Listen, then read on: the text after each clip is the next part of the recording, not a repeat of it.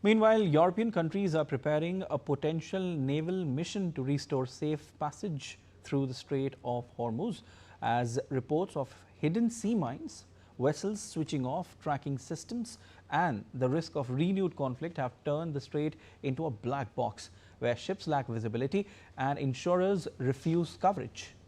Germany, drawing on extensive mine clearing experience in the North and Baltic seas, is already positioning ships to play a key role. For more, we are joined by Thomas Sparrow, correspondent for our partners DW in Berlin. Hi Thomas, what would a German or broader European mission in the Strait of Hormuz actually look like?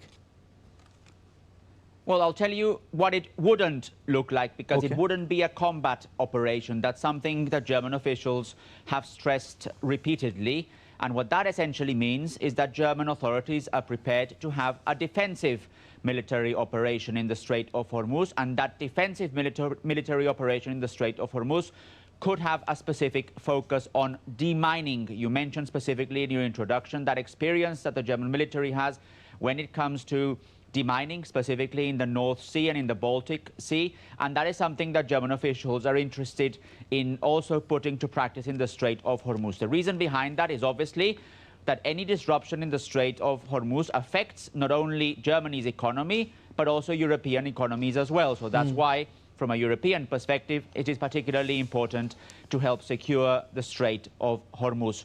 German officials have also mentioned, and this is relevant, that they are pre-positioning German ships for a possible military operation.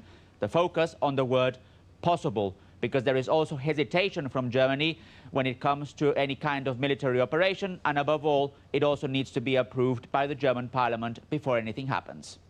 Thomas, what does Berlin's hesitation tell us about broader European readiness to back a Hormuz security operation? So the hesitation is, on the one hand, because Germany and more widely also Europe do not want to end up being dragged into a conflict which is open-end. So in other words, what Europe wants is for the ceasefire and any agreement to also be lasting, and they need to wait before they can confirm whether that agreement is indeed lasting or whether it would be broken by any of the other countries involved. So that's one area of hesitation. A second area of hesitation is what I mentioned in my first answer, that specifically any kind of military operation abroad from a German perspective needs to be approved by the German parliament first. The German parliament normally looks very carefully at any kind of potential military operation, and in this particular case, we're not expecting that approval to come before the summer recess, so in a couple of weeks' time. So that's why German leaders are also urging caution and patience before anything is decided here in Berlin. Also, Thomas, how much support is there in Europe for taking on a security role after the US-Iran deal?